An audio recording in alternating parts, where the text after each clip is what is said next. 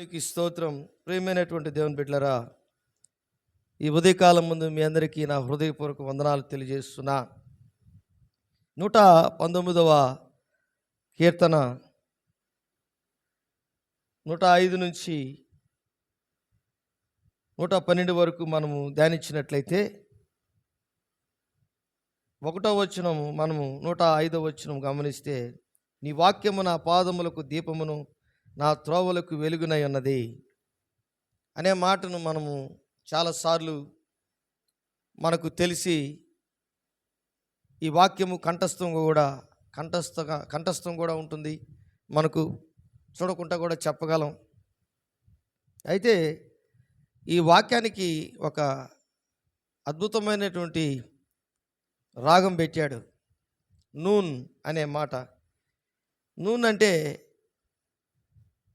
ఒక చేప జీవితము అని అర్థం. చేపకి ఉన్నటువంటి జీవితం ఏంటంటే, అది ఎక్కువగా నిద్రపోనటువంటి పరిస్థితి ఆ చేపకు ఉంది. అంత మాత్రమే కాదు, కళ్ళు తెరుచుకొని అది నిద్రపోతుందేమో. అలాంటి పరిస్థితి ఈ చేపకి దేవుడు జీవితాన్ని ఆ విధంగా ఇచ్చాడు.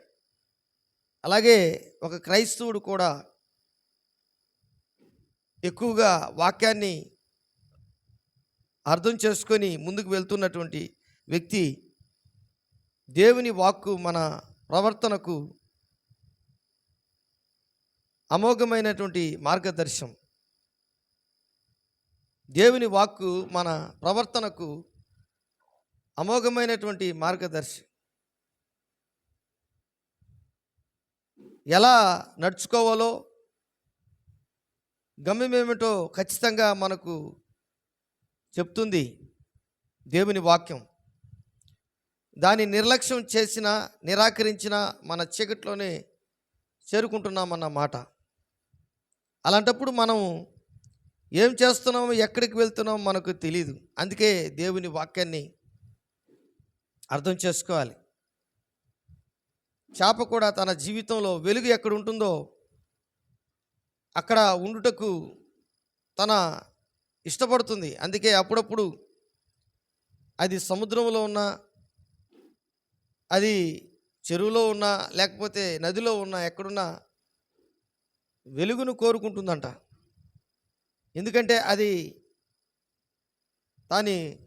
తాను యొక్క జీవితం ఎలాంటిదంటే, తాను బ్రతుకు దినములన్నిట దేవునికి అనుకూలంగా జీవిస్తుందని ఈ రాగం పెట్టాడు. అందుకే యేసు ప్రభు ఈ లోకంలో ఉన్నప్పుడు, పరలోక రాజ్యము నానా విధములైన చేపల పట్టు వలను పోలి ఉన్నది. దాన్ని దరికి లాగి మంచి వాటిని గంపలో చేర్చి చెడ్డవాటిని బయట పారవేయును. దేవుని బిడ్డలారా, మంచి చేపలంటే ఏంటి, చెడ్డ చేపలంటే ఏంటి? సముద్రములో నానా విధములైన చేపలు. పేతురుకు కూడా చెప్పాడు, పేతురు, నీవు ఇక నుంచి చేపలు పట్టేవాడు కాదు, జాలరివి కాదు, మనుషులు పట్టే జాలరి.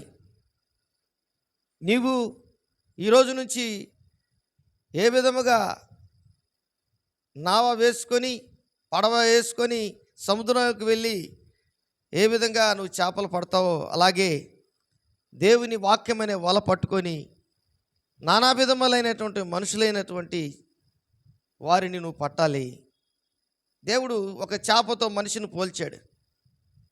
అందుకే ఈ లోకంలో దేవుడు కైసరికి పన్ను కట్టేటప్పుడు ఆయన ఒక అద్భుతమైనటువంటి విషయం, 12 మంది శిష్యులు ఉన్నారు, వారందరూ కూడా పన్ను కట్టుకోగలరు. కానీ పేతురు పన్ను కట్టుకునేదానికి శక్తి ఉందో లేదో నాకైతే తెలియదు, కానీ పేతురుకు ఒక్కరికే పన్ను కట్టాడు. పేతురు, నువ్వు సముద్రంలో గేలం వేయి, ఒక చేప పడుతుంది, దాని నోరు తెరిచినప్పుడు అది షకేలు ఉంటుంది, దాంట్లో నాకును పన్ను కట్టు అని యేసుక్రీస్తు ప్రభుల వారు ఈ లోకంలో ఆ పేతురుకి చెప్తాడండి. ఎంత ఆశ్చర్యం! అలాగే యోనా చేప కడుపులోకి వెళ్ళే ముందు చేపకు ఆజ్ఞ ఇచ్చాడు, నా సేవకుడు నా బిడ్డ ఇదిగో నీ కడుపులోకి వస్తున్నాడు, 3 దినాలు ఉంటాడు, నువ్వు ఆయనకి హాస్పిటాలిటీ ఇవ్వాలి, ఆతిథ్యం ఇవ్వాలి. నువ్వు ఏం చేయాలంటే ఆయన్ని మృంగినా కానీ అరగకూడదు, నీకు ఉపవాసం. ప్రియమైనటువంటి దేవుని బిడ్డలారా, నేను చెప్పినప్పుడు కక్కేయాలి. ఇవన్నీ కూడా చేపకి ఆజ్ఞ ఇచ్చాడు. అంటే చేప దేవుడు చెప్పినట్టు వింటుంది. అదేవిధంగా శిష్యులందరూ కూడా యోహాను సువార్త ఆఖరి అధ్యాయంలో వారు చేపలు పట్టేదానికి వెళ్ళినప్పుడు, మరలా చేపలు పట్టేదానికి వెళ్ళినప్పుడు పేతురు వస్త్రాలు బాగలేవు, ఏమి బాగలేవు. అక్కడ పేతురుతో చెప్తున్నాడు, నీ వల కుడి పక్కన వెయ్యి. వారు రాత్రంతా చేపలు పట్టారు, ఒక్క చేప కూడా పడలేదు. కానీ దేవుడు చెప్పాడు, మీ వల కుడి పక్కన వేయండి. అప్పుడు 153 గొప్ప చేపలు పడ్డాయి. దేవుని బిడ్డలారా, పేతురుకి శిష్యులకి అందరికీ ఏం బోధపడిందో నాకైతే తెలియదు. కానీ మరలా దేవుడు రొట్టెలను చేపలను వారికి కాల్చి పెట్టి వాటిలో కొన్ని మంచి శ్రేష్టమైనవి తీసుకొచ్చి మరలా వారికి కాల్చి ఇచ్చాడు. పేతురుని అడుగుతున్నాడు, పేతురు, నువ్వు నన్ను ప్రేమించుచున్నావా? ప్రియమైనటువంటి దేవుని బిడ్డలారా, ఈ దినమందు నీ జీవితంలో దేవుని యొక్క ప్రేమను అర్థం చేసుకొని వాక్యానుసారంగా ఎప్పుడైతే నువ్వు జీవిస్తావో, నీ జీవితంలో అద్భుతమైనటువంటి విషయాన్ని మనం అందరం కూడా దేవుని వాక్యము పట్ల అవగాహన కలిగినటువంటి వారముగా మనం ఉంటాం. అప్పుడే వాక్యము నీలో పనిచేస్తుంది, అమోఘమైనటువంటి మార్గదర్శిగా నీకు ఉంటుంది. నువ్వు ఎన్నడూ నడవనటువంటి త్రోవల్లోకి, ఆత్మీయమైనటువంటి త్రోవల్లోకి దేవుని వాక్యము నిన్ను నడిపిస్తుంది. నీ జీవితంలో ఈ వాక్యము, నీ వాక్యము నా పాదములకు దీపము, నా త్రోవలకు వెలుగునై ఉన్నది. అంటే దేవుని యొక్క త్రోవలన్నీ నీకు చూపిస్తాడు దేవుడు. ఆయన చేపలు పట్టుకుంటున్నటువంటి పరిస్థితిలో ఉన్న పేతురుని రాత్రంతా చేపలు పట్టాడు, ఒక చేప కూడా ఆయనకి పడలేదు. వలలు కడుక్కుంటున్నాడు, నిరుత్సాహంతో ఉన్నాడు. కానీ ఆ ధోనిలోనే యేసు ప్రభు ఎక్కాడు, ఆ ధోనిలోనే నిలబడ్డాడు, ఆ ధోనిలోనే స్వార్థ ప్రకటిస్తున్నాడు, ఆ ధోనిలో నుంచే పేతురుతో మాట్లాడుతున్నాడు.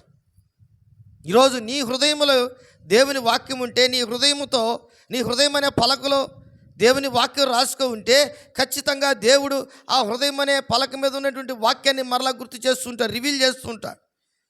నీ జీవితంలో మరలా జ్ఞాపకం చేస్తూ ఉంటాడు. నువ్వు ఏ విధంగా ఒక ఆధ్యాత్మికమైనటువంటి విషయాన్ని నువ్వు తలపోసుకుంటావో ఈ వాక్యము నీకు ఉపయోగపడుతూ ఉంటుంది. అన్ని విషయాల్లో కష్టంలో ఏం వాక్యం చదవాలి, దుఃఖంలో ఏం వాక్యం చదవాలి, వేదనలో ఏం వాక్యం చదవాలి, సంతోషంలో ఏ వాక్యం చదవాలి, ఏ విధంగా నువ్వు ప్రవర్తించాలి, ఇవన్నీ కూడా వాక్యము నీకు బోధిస్తూ ఉంటుంది. ఆ వాక్యము వెలిగే నీ జీవితాన్ని అనేక సార్లు కాపాడుతూ ఉంటుంది. ఒకవేళ మనం తప్పు చేయాలి అని మన శరీరం ప్రేరేపించినప్పుడు, వాక్యము మన జీవితంలో ఉన్నప్పుడు మనం ఎన్నటికీ తప్పు చేయకుండా ఆ వాక్యం మనల్ని ఆపుతుంది. మనస్సాక్షి ఏం చేస్తుంది నాయనా? ఏం చేస్తుంది? మాట్లాడుతుంది, గద్దిస్తుంది. మనస్సాక్షితో దేవుని వాక్యం మాట్లాడుతుంది. దాన్ని వ్యతిరేకించినప్పుడు, దాన్ని త్రోసిపుచ్చినప్పుడు నువ్వు చీకట్లో ఉన్నావు. దాన్ని త్రోసిపుచ్చకుండా ఖచ్చితంగా వాక్యానికి నువ్వు లోబడినప్పుడు ఖచ్చితంగా నువ్వు వెలుగులోకి వచ్చావు. అందుకే నిర్లక్ష్యము చేయకూడదు దేవుని వాక్యాన్ని. దేవుని వాక్యము నేనేం చేస్తుందంటే వెలుగులోకి నడిపిస్తుంది. వెలుగు సమస్త విధములైన మంచితనం, చీకటిని వెలుగుని దేవుడు ఆది కాండములోనే ఏం చేశాడు? వేరుపరిచాడు. అలాగే మన జీవితంలో ఉన్నటువంటి చీకటిని వేరుపరిచి వెలుగు అనే వాక్యాన్ని నీకు అనుగ్రహించాడు. పేతురు జీవితంలో నిరుత్సాహము, నిస్పృహతో వలలు కడుక్కుంటున్నటువంటి వ్యక్తిని దేవుని వాక్యాన్ని, పేతురికి వాక్కుని ఇచ్చాడు. పేతురు ఆ వాక్యాన్ని పట్టుకున్న తర్వాత పేతురు నడిచిపోతుంటే స్వస్థతలు జరిగాయి. పేతురు మాట్లాడితే 5,000 మంది బాప్తిసం తీసుకున్నారు, 3,000 మంది తీసుకున్నారు. ఎన్నో అద్భుతాలు. తబితాని బ్రతికించాడు, చనిపోయిన వారిని కూడా బ్రతికించే శక్తి ఏముంది? దేవుని వాక్యం యొక్క శక్తి. ఆయన వాక్కులో ఉన్నటువంటి ప్రయాణం, ఆయన వాక్కులో ఉన్నటువంటి త్రోవలో ఉన్నటువంటి దేవుని శక్తి. అంటే చాలాసార్లు మనం వింటూ ఉంటాం, పేతురు నడిచిపోతుంటే ఆయన నీడబడితే ఏం పడితే ఆయన నీడబడితే స్వస్థత వచ్చింది. ఆయన నీళ్ళలో కూడా ఏముంది? దేవుని వెలుగు ఉంది, దేవుని శక్తి ఉంది, దేవుని అభిషేకం ఉంది, దేవుని యొక్క భయంకరమైనటువంటి గొప్ప సంగతులు ఆ నీడలో ఉన్నాయి. ఆయన రెక్కల నీడలో పేతురు నడుస్తున్నాడు. ఆ పేతురికి నీడ ఆయనే, సర్వం ఆయనే. అందుకే ఆయన పిలిచినప్పటి నుంచి నమ్మకముగా, చనిపోయినంత వరకు నమ్మకముగా ఆయన జీవించాడు. అంత మాత్రమే కాదు, పేతురు జీవితంలో ఒక అద్భుతమైనటువంటి విషయం ఏంటంటే, యేసు ప్రభు లాగా రోములో సిలువ వేయాలనుకుంటే పేతురు అంటాడు, ప్రభులాగా నన్ను సిలువ వేయొద్దు, నన్ను తలకిందులుగా సిలువ వేయండి. దేవుని బిడ్డలారా, ఎందుకు ఈ విషయాలు చెప్తున్నానంటే, దేవుని వాక్యము నిన్ను అంత లోతైనటువంటి జీవితంలోకి నడిపిస్తుంది. కాబట్టి ఈరోజు నీవు ఎలాగున్నావు ఒకసారి ఆలోచించండి. నిలువెచ్చల జీవితం, వాక్యం లేనటువంటి వారు నిలువెచ్చల జీవితంలో ఉన్నటువంటి వారు, వారికి ఎంతసేపటికి ఏ విధంగా ఉంటుందంటే, లోకములో ఉన్నటువంటి పనులన్నింటినీ గుర్తు చేసుకుంటూ ఉంటుంది. కానీ దేవుడు నీతో ఏం మాట్లాడుతున్నాడు, దేవుడు నీతో ఏమి పలకరిస్తున్నాడు, ఏ విధంగా నీతో ఆయన సంభాషిస్తున్నాడు, వెలుగులో ఉన్నటువంటి వారికే అది తెలుస్తుంది. ఇది చాలా ముఖ్యమైనటువంటి మాటను మనం గ్రహించుచున్నాం. చూడండి, నీ వాక్యము నా దీపం అంట. ఏంటంట? నీ వాక్యము నా పాదములకు దీపం. సామెతల గ్రంథము 20వ అధ్యాయము 27వ వచనంలో మనం గమనించినట్లయితే, అక్కడ ఒక మాట సొలొమోను రాజు రాస్తున్నాడు. నరుని ఆత్మ యెహోవా పెట్టిన దీపము, అది అన్నీ శోధించును. కాబట్టి నీలో ఉన్నటువంటి దేవుని ఆత్మ అంటే అది ఆది కాండములో దేవుడు మాట్లాడిన మాట ఏంటంటే, నరుని ఆత్మ, నరునికి జీవాత్మ ఇచ్చాడు. నాసికారంధ్రములో జీవాయు ఊదగా నరుడు జీవించే ఆత్మ ఆయను, ప్రాణాత్మ దేహములు కలిగినటువంటి వ్యక్తి అయ్యాడు. కాబట్టి ఈ ఆత్మ, మనము బైబిల్లో కూడా ఒక మాట ఉంది, ఆత్మను ఆర్పకుడి. ఏమంటమ్మా? ఆత్మని అంటే ఆ ఆత్మకి దేవుడు వెలిగిచ్చినాడు, దీపం అంటది. చూడండి, మనము, నాకు తెలుసో తెలియకో చాలాసార్లు డౌట్ ఏంటంటే, చనిపోయిన తర్వాత ఒక మనిషి చనిపోయిన తర్వాత, చాలామందికి బాగా తెలుసు, నాకైతే కొంచెం సగమే తెలుసు, చనిపోయిన తర్వాత వారిని పాతి పెట్టేసి మరలా ఇంటికి వచ్చి కాళ్ళు కడుక్కొని, సమాధి కాడ కడుక్కుంటారు కాళ్ళు, మరలా ఇంటికి వచ్చి కాళ్ళు కడుక్కొని ఆ ఇంట్లో ఉన్న ఒక దీపం పెడతారన్నమాట. ఎందుకు పెడతారు అది? నాకేం తెలుసు అంటారా? చెప్పండి. వాళ్ళ ఆత్మ అంటే అది ఎందుకు పెట్టారో తెలియదు నాకు. యోహోనా అర్థమవుతుందా? అంటే ఆ ఇంటికి వచ్చిన తర్వాత బాధలో ఉన్నటువంటి వారిని పరామర్శించరు అక్కడ. ఇంకా ఎంతసేపటికి అక్కడి నుంచి పరారైపోవాలని, ఆ ఇంట్లో నుంచి బయటికి వెళ్ళిపోవాలని మనం కోరుకుంటుంటాం. అక్కడ కాళ్ళు మాత్రమే కడుక్కొని లోపలికి వెళ్ళి అక్కడ ఎవరున్నారు ఏంది అని పట్టించుకోకుండా ఆ దీపం చూసి, అవునా కదా దేవుని బిడ్డలారా? అందుకే సొలొమోను అంటాడు, నరుని ఆత్మ ఏం పెట్టాడంట? నరుని ఆత్మ యెహోవా పెట్టిన దీపం అంట. అందుకనే హిజ్కియా మహారాజుతో ఏం చెప్పాడు? ఏం చెప్పాడండి? చెప్పండి అమ్మా. ఆయుష్నిచ్చి, దానికి ముందు ఏం చెప్పాడు? నీళ్ళు నువ్వు చక్కబెట్టుకో అంటే దాని అర్థమైంది, నీ దీపము ఆరిపోబోతుంది, నువ్వేం చేయాలి? నీళ్ళు చక్కబెట్టుకో. కాబట్టి ఈరోజు వెలుగు అనేది దేవుని వాక్యముతో సంబంధము, దీపం అనేది దేవుని వాక్యముతో సంబంధం. దీపం వెలిగించి కొంచెం కింద పెట్టరు కానీ దీపస్తంభం మీదనే పెట్టుదురు. ఇంటి నుండి వారందరికీ వెలుగునిచ్చుటకై. అలాగే మన శరీరము అంతా కూడా వెలుగుమయంగా ఉండాలంటే, మన హృదయం అంతా వెలుగుమయంగా ఉండాలంటే, మనలో ఉన్నటువంటి ఆ వెలుగు దీపం అనే వాక్యము ఏమై ఉండాలంటే ప్రకాశమానముగా వెలుగుమయమై, దాన్ని ఆర్పకుండా మనం ఆత్మీయమైనటువంటి సత్యములో ముందుకి వెలుగులో ప్రయాణం చేస్తున్నటువంటి వారముగా మనం ఉండాలి. ఈరోజు చాలామంది జీవితాల్లో దేవుని వాక్యం వారిలో ఉంటుంది, కానీ ఒక దీపానికి ఒక నల్లగా ఒకటి ఉంటుంది. ఏంటది? దాన్ని ఏమంటారు? దాన్ని మసి ఏమంటారంటే, దాన్ని ఏం చేయాలా? ప్రతిరోజు ఏం చేయాలండి? క్లీన్ చేయాలి, తుడవాలి. తుడవకపోతే వెలుగు సక్రంగా ఆ గ్లాసులో నుంచి బయటికి రాదు. అలాగే నీ జీవితంలో కూడా దేవుని వాక్యం ప్రతిదినము పఠిస్తూ, ఆ వాక్యాన్ని ధ్యానిస్తూ, ఆ వాక్యానుసారంగా మనం జీవిస్తూ ఆత్మీయంగా ముందుకు వెళ్తూ ఉంటే నీ జీవితంలో ఒక గొప్ప ప్రకాశమానమైనటువంటి వ్యక్తిగా ఉంటావు. నువ్వు ఒక లైట్ హౌస్గా ఉంటావు. నావలన్నీ కూడా సముద్రం ఒడ్డున ఒక దిక్కు, అంటే ఈ దిక్కులో ఒక మార్గదర్శిగా, దిక్సూచిగా ఒక లైట్ హౌస్ ఉంటుంది. ఇక్కడ ఇది లైట్ హౌస్ ఉంది, ఇక్కడ ఒడ్డు ఉంది. మీరు దగ్గరికి వస్తున్నారు, దగ్గరికి వస్తున్నారు. మీరు లోతులనే ప్రయాణం చేయాలి.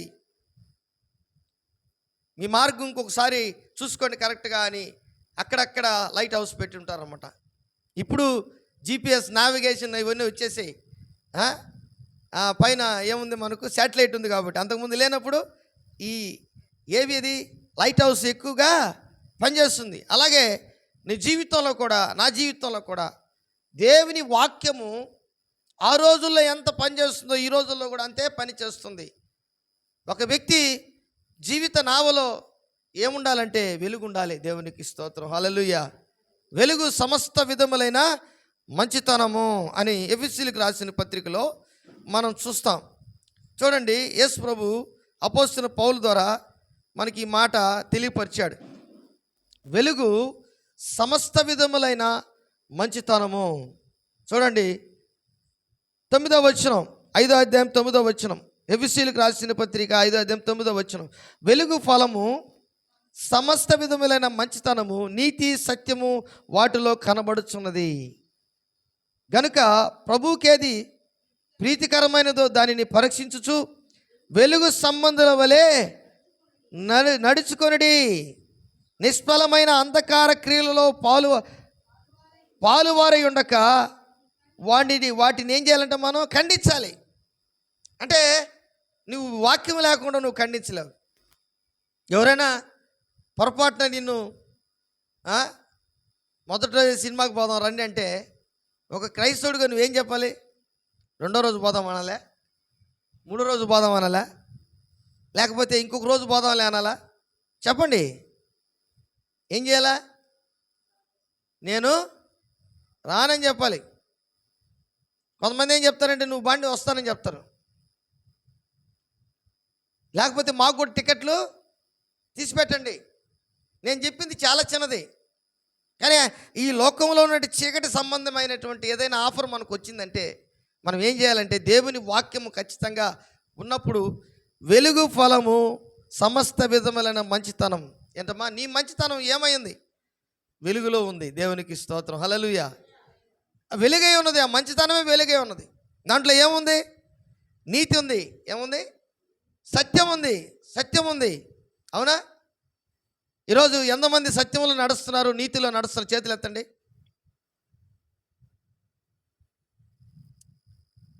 ఏమా ఏం చేయెత్తితే ఆయన ఏమో చేయెత్తలేదే? యోహాను చేయెత్తరా? ఏం బెనాజే నీకు మంచితనం లేదా? చెప్పండి. చాలామంది గమ్మునున్నారే. దేవుని బిడ్డలారా, ఎందుకు ఈ విషయాలు నేను అడుగుతున్నానంటే దేవుడు నీకు నాకు ఉన్నటువంటి మంచి ఉన్నతమైనటువంటి స్థితిని మనకు పూర్వం అంట మనం చీకటై ఉన్నాం. ఏమైనాం పూర్వం మనం? ఎఫెసీయులకు రాసిన పత్రిక 5వ అధ్యాయము 8వ వచనం చూస్తే, మీరు పూర్వము చీకటై ఉంటిరి, ఇప్పుడైతే ప్రభువునందు వెలుగై ఉన్నారు. హల్లెలూయా. దేవుని వాక్యం నీలోకి రాబట్టి నువ్వు వెలుగై ఉన్నావు. వెలుగు లేకపోతే నీ జీవితంలో దేవుని వాక్యము లేకపోతే నువ్వు ఎప్పటికి కూడా దీపమై ఉండవు, వెలుగై ఉండవు. అదే దేవుని వాక్యములో ఉన్నటువంటి ఒక ఉన్నతమైనటువంటి పిలుపు, ఆహ్వానం. చీకట్లో నుంచి నిన్ను బయటికి తీసుకొచ్చాడు. 1 పేతురు 2వ అధ్యాయం 19వ వచనంలో కూడా మనం గమనించినట్లయితే అక్కడ మనకు తెలిసిన వాక్యము, మంచి వాక్యం ఉంది. ఏంటది? 1 పేతురు 2వ అధ్యాయము 9వ వచనం. అయితే మీరు చీకటిలో నుండి ఆశ్చర్యకరమైన తన వెలుగులోనికి మిమ్మల్ని పిలిచిన వాని గుణాతిశయములను ప్రచురము చేయు నిమిత్తము ఏర్పరచబడిన వంశమును, రాజులైన యాజక సమూహమును, పరిశుద్ధ జనమును, దేవుని సొత్తైన ప్రజలనై ఉన్నారు. ఒకప్పుడు ప్రజగా ఉండక ఇప్పుడు దేవుని ప్రజ అయితిరి. ఒకప్పుడు కనికరింపబడక ఇప్పుడు కనికరింపబడిన వారైతిరి. హల్లెలూయా. కాబట్టి ఈరోజు నీవు చీకట వెలుగు అంటే ఏం చెప్తావు? వెలుగని చెప్తావు. కానీ దేవుని వాక్యము ఇంకా లోతుగా మనతో ఏం మాట్లాడుతుందంటే చాలా విషయాలు దేవుడు మనకు తెలియపరుస్తున్నాడు. ఈరోజు మనము దేవునికి ఇష్టమైనటువంటి రీతిలో మనము జీవించకపోతే మనము ఇంకను ఎలాగున్నామో, ఎక్కడున్నామో, మన జీవితము ఎక్కడుందో ఒకసారి మనం గమనించినట్లయితే, బాగా గమనించండి. ఈరోజు చాలామందికి ఒక అద్భుతమైనటువంటి పరిస్థితిని 1 యోహాను 2వ అధ్యాయము 7, 8, 9 వచనాలు చూడండి. ప్రియులారా, మొదటి నుండి మీకున్న పూర్వపు ఆజ్ఞనే, క్రొత్త ఆజ్ఞను నేను మీకు వ్రాయట్లేదు. ప్రియులారా, మొదటి మీకున్న పూర్వపు ఆజ్ఞే కానీ క్రొత్త ఆజ్ఞను నేను మీకు వ్రాయట్లేదు. ఈ పూర్వపు ఆజ్ఞ మీరు వినిన వాక్యమే. ఏంటమ్మా? మీరు వినిన మరియు క్రొత్త ఆజ్ఞను మీకు వ్రాయిచున్నాను. గమనించండి బాగా. చీకటి గతించుచున్నది, సత్యమైన వెలుగు ఇప్పుడు ప్రకాశించుచున్నది గనుక అది ఆయన యందును మీ యందును సత్యమే. హల్లెలూయా. ఈరోజు నిజముగా నీ జీవితంలో వాక్యమందు నువ్వు నిలిచి ఉంటే దేవుని వాక్యము దేవుడై ఉన్నాడు. యోహాను సువార్త 1వ అధ్యాయం ప్రకారం ఆయనలో జీవముండును. ఆ వాక్యము మనుషులకు, ఆ జీవం మనుషులకు వెలుగై ఉన్నది. కానీ ఈ యొక్క మాటను మనము ఈ 1 యోహానులో కూడా ఎంత చక్కగా సత్యమైన వెలుగు ఇప్పుడు ప్రకాశించుతున్నది గనుక అది ఆయన యందును మీ యందును సత్యమే. హల్లెలూయా. కాబట్టి ఈ సత్యములో నువ్వు నడిచేటప్పుడు చీకటి ఎంత మాత్రం ప్రభుత్వం చేయలేదు. చీకటి కార్యాలు జరగవు. ఒకవేళ జరుగుతున్నాయంటే చెప్పండి, ఒకవేళ జరుగుతున్నాయంటే ఏంటి దాని అర్థం? మనం చీకట్లోనే ఉన్నామని అర్థం. నువ్వు ఎంత బైబిల్ చదివావో, ఎంత ప్రార్థన చేసావో, ఎంత నువ్వు వాక్యం చెప్పావో, నేను కానీ నువ్వు కానీ ఎవరైనా సరే, ఎన్ని మంచి కార్యాలు చేసావో, ఎన్ని ధర్మాలు చేసావో, ఎన్ని అద్భుతాలు చేసావో, ఎన్ని గొప్ప కార్యాలు చేసావో, ఇవన్నీ కూడా దేవుడు పట్టించుకోడు. నువ్వు చీకట్లో ఉన్నావా, వెలుగులో ఉన్నావా? ఆత్మీయమైనటువంటి సత్యం ఏంటంటే ఇది చీకటి గతించుచున్నది అని అంటున్నాడు ఇక్కడ. మరియు క్రొత్త ఆజ్ఞ మీకు వ్రాయిచున్నాను. చీకటి గతించుచున్నది. చీకటి ఏమైందంట? గతించిపోయిందంట. దేవునికి స్తోత్రం. కాబట్టి ఈరోజు మన జీవితంలో చీకటిలో మనము లేనటువంటి వారముగా మనం ఉండాలి. చీకటిలో నుంచి వెలుగులోకి వచ్చినటువంటి, పిలిచినటువంటి వారి యొక్క దేవుని యొక్క గుణాతిశను ప్రచురపరిచే వారంగా మనం ఉండాలి. మన ఆత్మీయ జీవితంలో ముందుకి వెళ్తున్నటువంటి మన జీవితం ఎంతో క్రమమైనటువంటి జీవితంలో మనము ఉన్నామని గుర్తు చేసుకోవాలి. మన ఆత్మీయ జీవితంలో గొప్ప కార్యములను మనము కలిగి ఉన్నామని మనం గుర్తు చేసుకోవాలి. ప్రభువు మనకిచ్చినటువంటి ఆ విలువైన జీవితం, ఎంతో విలువైన జీవితం మనము కలిగి ఉన్నామని గుర్తు చేసుకోవాలి. ఇవన్నీ కూడా దేవుడు మనకు అనుగ్రహించినటువంటి ఉన్నతమైనటువంటి ఆశీర్వాదాలు. దేవునికి స్తోత్రం, హల్లెలూయా. కాబట్టి ఈరోజు దేవుని యందు మనము నిజముగా ఈ యొక్క వాక్యమందు మనం నిలిచి ఉన్నటువంటి పరిస్థితిలో, ఈ వాక్యములో మనము ఏరుపారినటువంటి పరిస్థితిలో, ఈ వాక్యములో మనము జాగ్రత్తగా నిజమైనటువంటి పరిశుద్ధమైనటువంటి ఆత్మీయమైనటువంటి మన జీవితాన్ని ముందుకు నడిపిస్తున్నటువంటి పరిస్థితిలో మనం ఉన్నట్లయితే ఖచ్చితంగా ఆయనే మనకు, మన పాదములకు వెలుగు, మన పాదములకు దీపం. నువ్వు ఎక్కడికి వెళ్తావు అంటే చాలాసార్లు మన అర్థం ఏంటంటే, నేను దేవుని వాక్యంలో ఉన్నానులే, దేవునిలో ఉన్నానని అనుకోవచ్చు, కానీ దేవునితో ఉన్నానని అనుకోవచ్చు, కానీ నువ్వు ఎట్టంటే నడుస్తున్నావే, ఎలాగంటే అలాగ నువ్వు ప్రయాణం చేస్తున్నావే, దిగులుతో ఉన్నావే, దుఃఖంలో ఉన్నావే, వేదనలో ఉన్నావే, కష్టంలో ఉన్నావే, అవమానంలో ఉన్నావే, ఇవన్నీ కూడా చీకటికి సంబంధించినవి.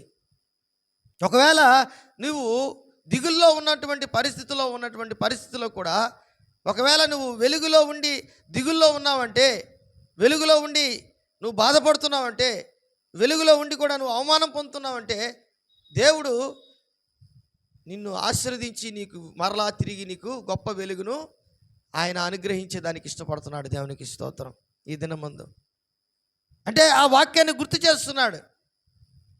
దేవుని యొక్క వాక్యాన్ని మనము గుర్తు చేసుకొని ఆ వాక్యానుసారంగా మనం బ్రతికేటట్లుగా దేవుడు మనకు ఆయన ఆత్మీయమైనటువంటి సత్యాన్ని మనకు బోధిస్తున్నాడు. దేవునికి స్తోత్రం. ఈరోజు చాలామందికి నేను వెలుగులో ఉన్నానని చెప్పి అనుకుంటున్నారు, కానీ మనం ప్రేమించే విధానం, దేవుని ప్రేమించే విధానములో ఏ విధంగా ఉన్నాం? దేవునికి స్తోత్రం, హల్లెలూయా, హల్లెలూయా, హల్లెలూయా. లూకాసు వార్త 1:76 మనము కింద లైన్లో చూస్తే, మన పాదములు సమాధాన మార్గములో నడిపించినట్లు చీకటిలోను మరణ ఛాయల్లోనూ కూర్చున్న వారికి వెలుగిచ్చుటకై ఆ మహా వాత్సల్యమును బట్టి పైనుండి ఆయన మనకు అరుణోదయ దర్శనము అనుగ్రహించను. దేవునికి స్తోత్రం, హల్లెలూయా.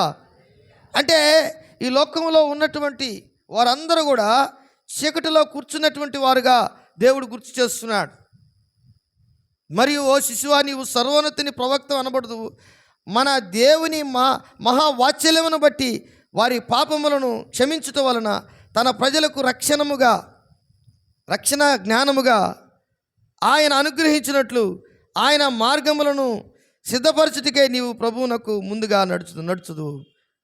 నడుతువు మన పాదములను సమాధాన మార్గములకి నడిపించినట్లు చీకటిలోను మరణ ఛాయల్లోనూ అన్నాడు. దేవునికి స్తోత్రం. ప్రియమైనటువంటి దేవుని బిడ్డలారా, ఈరోజు నిజముగా ఈ యొక్క వాక్యాన్ని నువ్వు అర్థం చేసుకోవాలి. ఎంతవరకు నువ్వు అర్థం చేసుకున్నావు గుర్తు చేసుకుని ఒకసారి.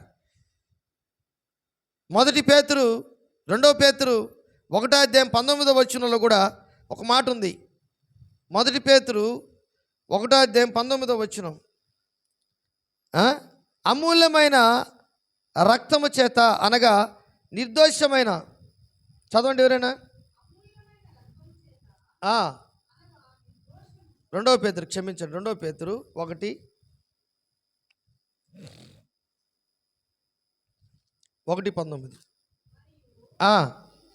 మరియు ఇంతకంటే స్థిరమైన ప్రవచన వాక్యం మనకున్నది, తెల్లవారి వేకువ చుక్క మీ హృదయంలో ఉదయించు వరకు ఆ వాక్యము, చూడండి ఎక్కడంట, చీకటి గల చోట్ల, నీ హృదయంలో ఎక్కడ చీకటి ఉందో, నీ మార్గంలో ఎక్కడ చీకటి ఉందో, నీ మాటలో ఎక్కడ చీకటి ఉందో, నీ తలంపుల్లో ఎక్కడ చీకటి ఉందో,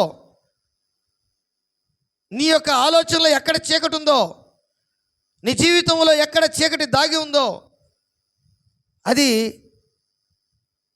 వేకువ చుక్కలాగా హృదయములో ఉదయించు వరకు ఆ వాక్యము చీకటి గల చోటున వెలిగిచ్చు దీపమైనట్టున్నది. ఏమైందంట? వెలిగిచ్చు.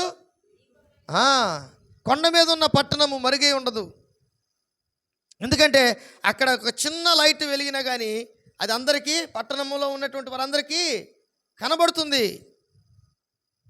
అందుకే నీ జీవితంలో మీరు యేసు ప్రభు మాటలు ఆయన ఏమన్నాడంటే, మీరు లోకమునకు వెలుగై ఉన్నారు. ఏమన్నాడు దేవుడు? యేసయ్య ఏమన్నాడండి? మీరు లోకమునకు వెలుగై ఉన్నారు. శిష్యులతో చెప్పాడు ఆ మాట.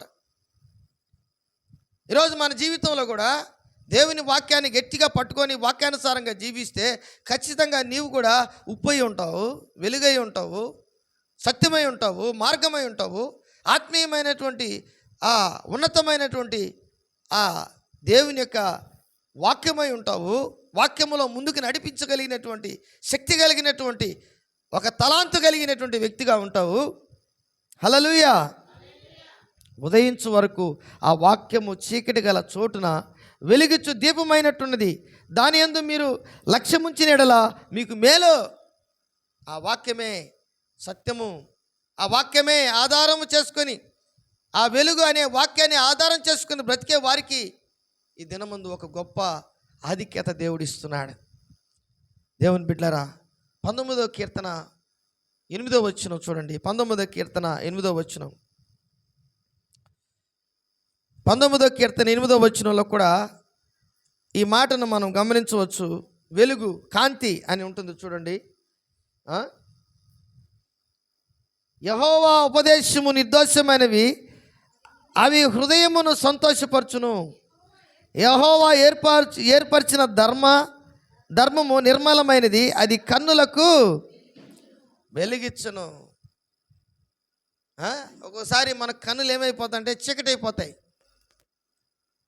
మనకి ఏం కనబడు అంటే ఆధ్యాత్మికమైనటువంటి ప్రయాణంలో నుంచి చీకట్లోకి మనము వెళ్ళిపోతాం. సైతాను ఆ విధంగా చేసేస్తుంది. గురుడితనం కలగజేస్తుంది, అంధత్వం కలగజేస్తుంది. మనం ఏం చేస్తున్నాం మనకే అర్థం కానటువంటి పరిస్థితులకు తీసుకెళ్తుంది.